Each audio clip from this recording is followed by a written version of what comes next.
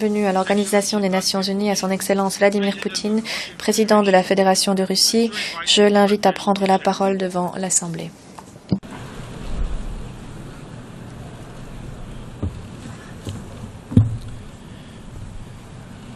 Monsieur le Président, Monsieur le Secrétaire général, Mesdames et Messieurs les chefs d'État et de gouvernement, Mesdames et Messieurs, le 70e anniversaire de l'Organisation des Nations Unies est une occasion opportune pour évoquer le passé, mais aussi pour réfléchir à notre avenir commun. En 1945, les pays vainqueurs du nazisme ont uni leurs efforts pour poser des fondements solides à l'ordre mondial de l'après-guerre. Je rappellerai que c'est dans mon pays, en Crimée, à Yalta, que se sont réunis les dirigeants de la coalition anti-hitlérienne pour décider de la création de l'ONU et des principes régissant les relations entre les États. Le système de Yalta est donc né d'énormes souffrances. Il incarne le prix payé par des millions de gens qui ont perdu la vie pendant la guerre, deux guerres mondiales même qui ont ravagé la planète au XXe siècle. Et soyons ici objectifs, c'est ce système qui a aidé l'humanité à traverser des événements turbulents ensuite, parfois dramatiques, et qui à préserver le monde de bouleversements plus grands encore.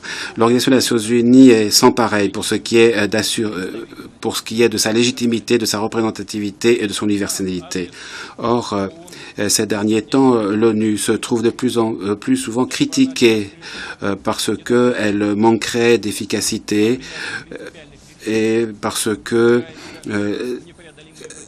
les décisions prises se ferait sur des contradictions insurmontables, notamment parmi les membres du Conseil de sécurité. Je veux cependant remarquer que les différends au sein de l'ONU ont toujours existé tout au long de ces 70 ans d'existence et que toujours a été appliqué le droit de veto auquel ont eu recours les États-Unis, le Royaume-Uni, la France, la Chine, l'Union soviétique et la Russie. C'est quelque chose de tout à fait naturel pour une organisation à ce point multidimensionnelle et représentative. À la création de l'ONU, personne ne comptait qu'il y aurait toujours unanimité dans cette enceinte. En revanche, la raison de l'organisation consiste à rechercher et élaborer des compromis, sa force résultant de l'effort de conciliation des opinions et des points de vue différents. Les décisions qui sont discutées au sein des Nations Unies sont acceptées sous forme de résolutions ou ne le sont pas. Comme le disent les diplomates, ces décisions passent ou ne passent pas. Et toute action ensuite de tout État visant à contourner cette pratique est illégitime, contraire à la Charte des Nations Unies et va à l'encontre du droit international. Nous savons tous qu'après la fin de la guerre froide, nous le savons tous, il y a eu plus qu'un centre de domination dans le monde entier. Et ceux qui se trouvaient au sommet de la pyramide ont été tentés de penser, puisque nous sommes aussi forts et exceptionnels, personne ne sait mieux que nous ce qui est possible, ce qu'il faut faire. Et par conséquent, il n'y a plus à compter, il n'y a plus à prendre en compte les Nations Unies, et puisqu'il arrive de toute façon très souvent que cette organisation gêne et ne fasse que mettre des bâtons dans les roues au lieu d'adopter des décisions afin de légitimer les actes nécessaires. Des rumeurs ont surgi alors disant que l'organisation, dans la forme sous laquelle elle a été créée, avait déjà rempli sa mission historique et était devenue obsolète. Naturellement, le monde change et l'ONU doit aussi s'adapter à cette transformation. La Russie est prête à contribuer à cet effort avec ses partenaires sur la base d'un large consensus, mais nous considérons comme étant extrêmement dangereuses les tentatives qui visent à ébranler l'autorité et la légitimité des Nations Unies. Cela risque de conduire à l'effondrement de toute l'architecture des relations internationales et dans ce cas, il ne resterait plus aucune règle sinon la droit du plus fort. Ce serait un monde dans lequel l'égoïsme se substituerait au travail des un monde dans lequel il y aurait de plus en plus d'oppression et de moins en moins d'égalité des droits, de démocratie réelle et de liberté. Un monde dans lequel au lieu d'États véritablement indépendants, existeraient des régimes qui, de facto, seraient des protectorats et des territoires contrôlés de l'extérieur. Alors, comment définir la souveraineté nationale dont mes collègues ont déjà parlé? C'est avant tout la question de la liberté. Liberté de choix, liberté de choisir son destin pour chaque individu, pour chaque peuple et pour chaque État. Et d'ailleurs, chers collègues, dans cette même ligne se pose aussi la question de la légitimité étatique. Il ne faut pas ici jouer avec les mots.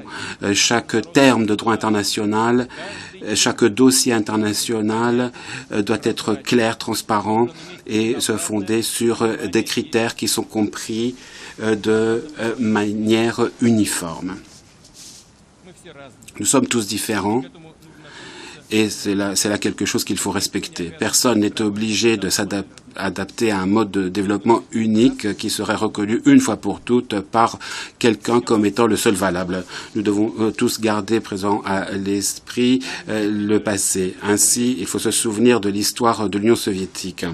Lorsque l'on exporte des expériences sociales, lorsque l'on exporte ses propres clichés idéologiques pour obtenir des changements dans tel ou tel pays, on débouche très souvent sur des conséquences dramatiques et sur un recul plutôt qu'au progrès. Cependant, on a l'impression que certains préfèrent répéter les fautes des autres plutôt que d'en tirer les leçons.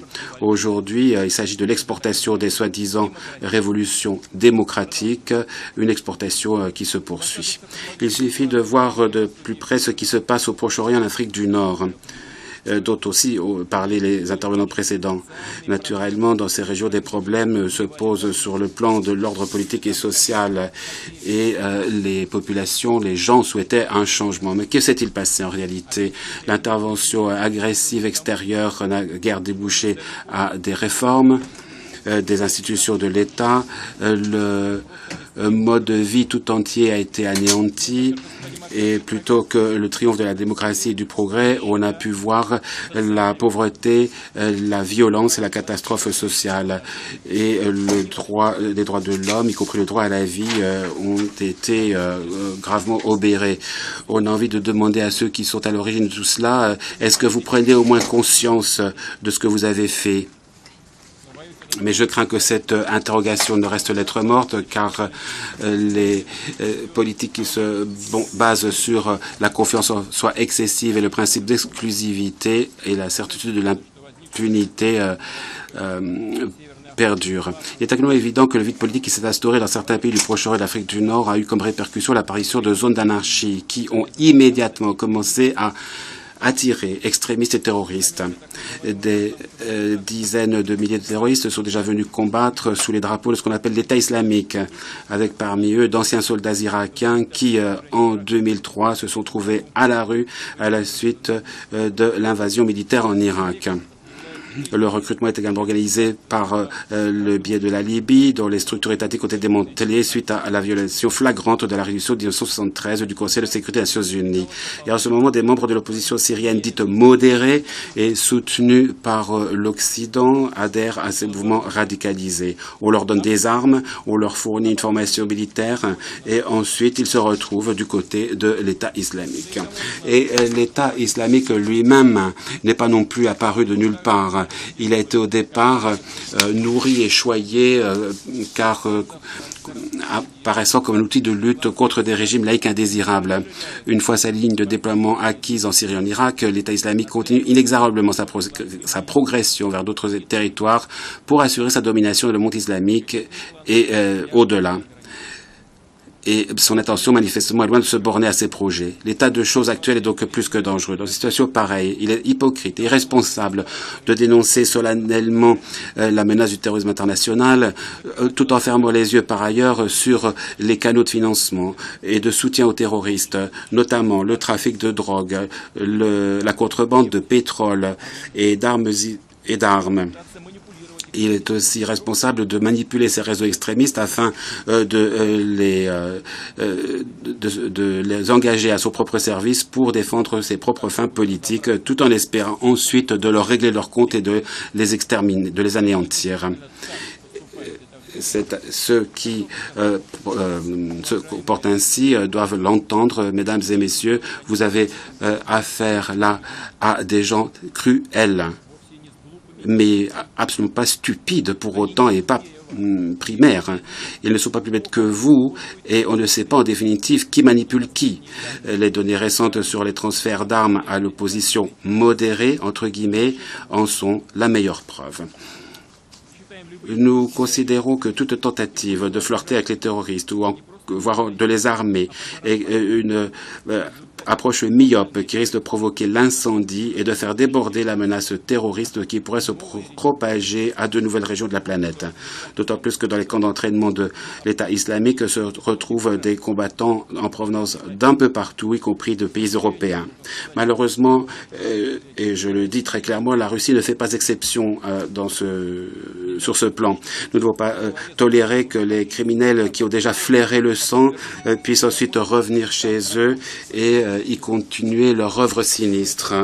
Nous ne souhaitons pas que cela se passe ainsi et je crois que personne ne souhaite que cela se passe ainsi. La Russie s'est toujours prononcée de manière ferme et conséquente contre le terrorisme dans toutes ses formes. Aujourd'hui, nous apportons un soutien militaire et technique à l'Irak, à la Syrie et à d'autres pays de la région qui mènent le combat contre les groupements terroristes. Nous pensons que c'est une grave erreur que de refuser de coopérer avec les autorités et l'armée gouvernementale syrienne, alors qu'ils font preuve de beaucoup de courage en affrontant la terreur. Il faut aussi reconnaître qu'il n'y a plus personne d'autre en Russie qui mène le combat contre l'État islamique et autres organisations terroristes, sinon l'armée gouvernementale du président Assad. Nous savons les problèmes de la région, nous savons ses contradictions, mais il faut partir de ces réalités. Chers collègues, je dois aussi souligner que cette approche honnête et directe a été récemment utilisée comme un prétexte pour accuser la Russie de faire montre d'une ambition croissante, comme si ceux qui le disaient n'avaient pas eux-mêmes certaines ambitions. De fait, il ne s'agit pas ici des ambitions de la Russie, chers collègues, mais du fait qu'on ne peut tolérer la situation qui est en train de se développer dans le monde.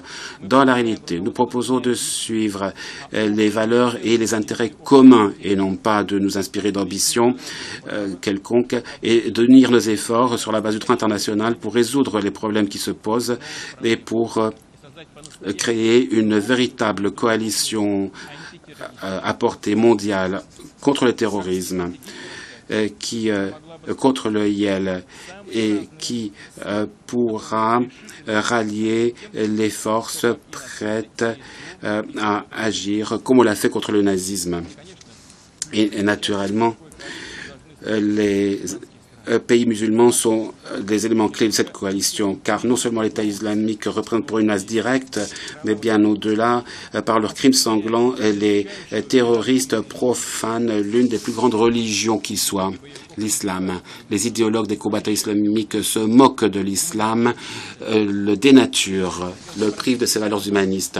Je voudrais aussi également cette question pour lancer un appel aux maîtres spirituel du monde musulman. Plus que jamais aujourd'hui, nous avons besoin de votre autorité, de votre prêche pour prévenir les inconscients, la démarche inconsciente de ceux qu'on essaie de recruter, mais aussi pour essayer de venir en aide à ceux qui ont été dupés, qui, à suite de différentes circonstances, se sont retrouvés dans les rangs des terroristes. Il faut les aider à revenir à la vie normale, à déposer les armes et à mettre fin à leur lutte fratricide.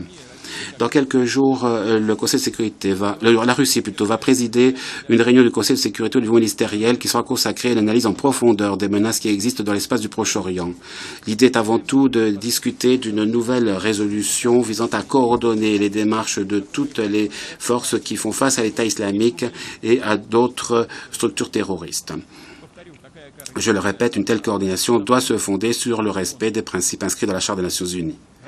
Nous comptons que la communauté internationale saura élaborer une stratégie globale de stabilisation politique et de redressement social et économique du Moyen-Orient.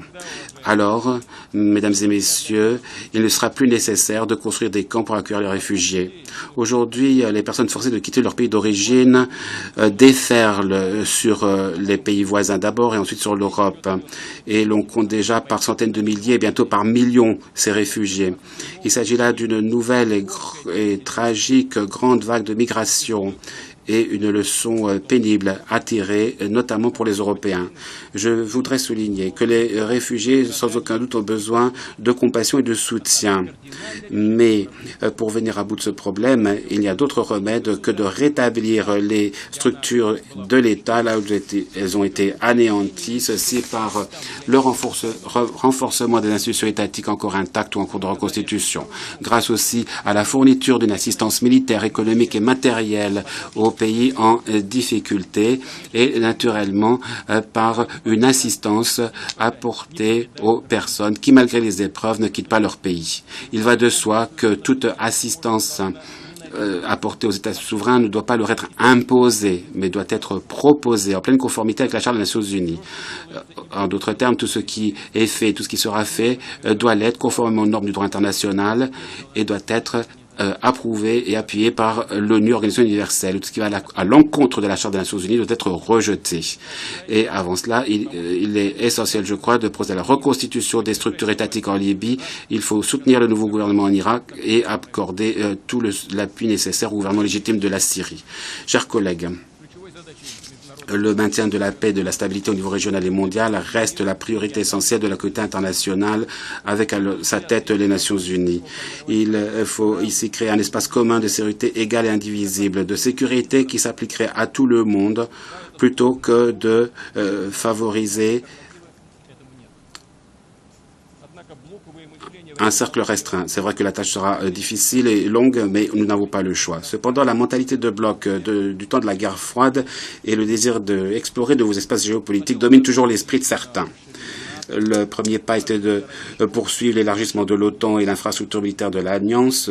Ensuite, il a été proposé au pays de l'ex-URSS un faux dilemme de choisir son camp entre l'Orient et l'Occident.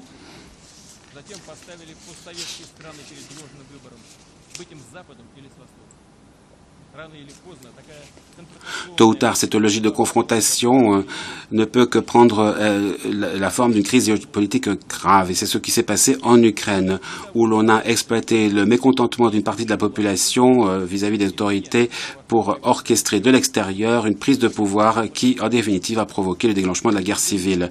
Nous sommes convaincus que le seul moyen d'arrêter l'effusion de sang et de sortir de l'impasse actuelle en Ukraine consiste à faire appliquer strictement et de bonne foi les accords de Minsk du 12 février 2015. Il est inutile, il est vain de faire appel aux menaces et aux armes pour assurer l'intégrité de l'Ukraine. Ce qu'il faut faire, c'est prendre en compte les intérêts et les droits de la population du Donbass, respecter leurs choix, et comme cela est prévu par les accords de Minsk, il faut les impliquer dans le processus décisionnel. Cela représentera un gage du développement ultérieur de l'Ukraine en tant qu'État civilisé et ce serait la pierre angulaire essentielle de la création d'un espace commun de sécurité et de coopération économique en Europe et en Asie.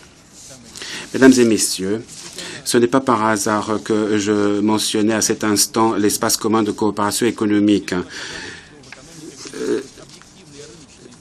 Il y a des lois économiques objectives qui existent et nous allons nous fonder sur les règles de transparence élaborées au profit de tous, notamment les principes adoptés dans le cadre de l'OMC tels que la liberté du commerce, des investissements et de la concurrence. Cependant, aujourd'hui, les sanctions unilatérales qui contournent la Charte des Nations Unies sont presque devenues la norme. Ce sont là des sanctions qui sont utilisées au-delà de buts politiques en tant qu'outil pour éliminer les concurrents sur les marchés. Je veux aussi noter ici l'existence d'une autre manifestation de cette économie économique. Il y a certains États qui optent pour la création d'associations économiques prioritaires à caractère restreint. Et même les négociations concernant ces blocs économiques sont menées en cachette à l'insu des citoyens, des milieux d'affaires, de la société civile et des autres États. D'autres États dont les intérêts peuvent par conséquent être touchés sans qu'ils soient informés. Il se peut qu'on veuille nous mettre tous devant le fait accompli et devant une réécriture des règles du jeu au profit d'un cercle restreint de privilégiés, même sans la participation de l'OMC. Cela est lourd de conséquences et peut provoquer le déséquilibre de tout le système financier et l'effondrement de l'espace économique mondial.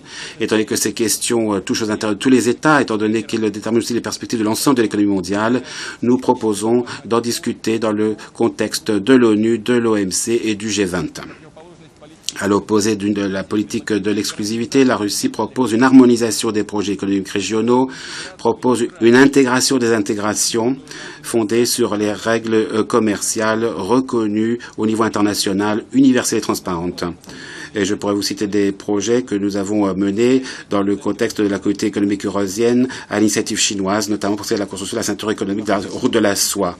Nous voyons toujours de grandes perspectives dans l'harmonisation des processus d'intégration au sein de la communauté économique eurasienne et de l'Union européenne.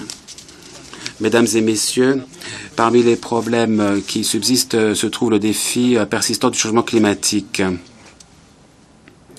Nous souhaitons voir la conférence sur le climat qui sera organisée en décembre à Paris sous l'égide de l'ONU aboutir. Et dans le cadre de notre contribution nationale, nous avons l'intention de réduire pour 2030 nos émissions de gaz à effet de serre de 70 à 75% par rapport au taux d'émissions de 1990. Cela étant, je vous invite aussi à considérer ce problème de manière plus générale. Oui, certes, on peut introduire des quotas d'émissions de gaz à effet de serre et adopter d'autres mesures à caractère tactique et nous pourrons ainsi atténuer la gravité du problème pendant un certain temps. Mais nous n'allons pas ainsi le régler de manière définitive. Nous avons besoin aussi d'approches de nature différentes qualitativement. Il faut mettre en place ici des solutions novatrices, des technologies similaires au fonctionnement de la nature qui restent en harmonie avec l'environnement plutôt que de porter préjudice à l'environnement. Et nous avons besoin de solutions qui nous permettent de restaurer l'équilibre entre la biosphère et la technosphère, équilibre qui a été brisé, qui est un vrai défi à l'échelle planétaire. Je suis convaincu que l'humanité possède ce potentiel intellectuel nécessaire pour trouver des solutions. Nous devons joindre nos efforts. Il s'agit avant tout des efforts des États qui ont des capacités de recherche importantes qui sont notamment dans le domaine de la recherche fondamentale. Nous proposons à cet égard de convoquer un forum spécial sous l'égide de l'Organisation des Nations Unies où l'on pourra revenir sur l'ensemble des problèmes liés à l'épuisement des ressources naturelles, la destruction de l'habitat et les changements climatiques. La Russie est prête à être co-organisateur de ce forum. Mesdames et messieurs, chers collègues, le 10 janvier 1946 à Londres se tenait la première session s'ouvrait la première session de l'Assemblée générale de l'ONU. C'est le président de la commission préparatoire, un diplomate colombien, M. Zuleta Angel, qui a ouvert la séance et a dit quelque chose qui, à mon avis, reste pertinent. Il a évoqué la bonne volonté, l'esprit de coopération et a rejeté l'intrigue. Ces mots résonnent aujourd'hui encore à nos oreilles comme un conseil à écouter. La Russie croit dans l'immense potentiel de l'Organisation des Nations Unies qui doivent nous aider à éviter une nouvelle confrontation mondiale et à mettre en place une coopération stratégique. Ensemble, avec d'autres pays, nous allons travailler de manière cohérente au renforcement du rôle central et coordinateur de l'ONU. Je suis persuadé que nous sommes à même d'assurer la stabilité et la sécurité dans le monde et que nous pouvons créer des conditions propices pour le développement de tous les États et de tous les peuples. Je vous remercie de votre attention.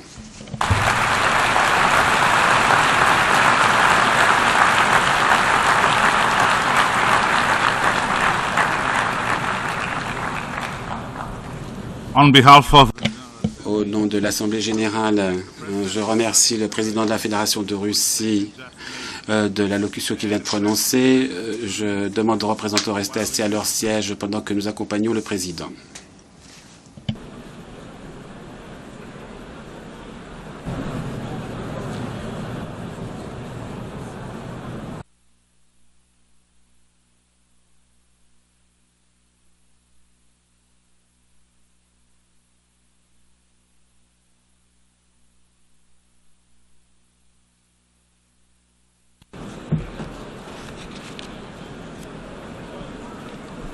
L'Assemblée va maintenant entendre une allocution de son Excellence, Madame Park Geun-hye, présidente de la République de Corée. Je demande au protocole d'accompagner son Excellence. Yeah.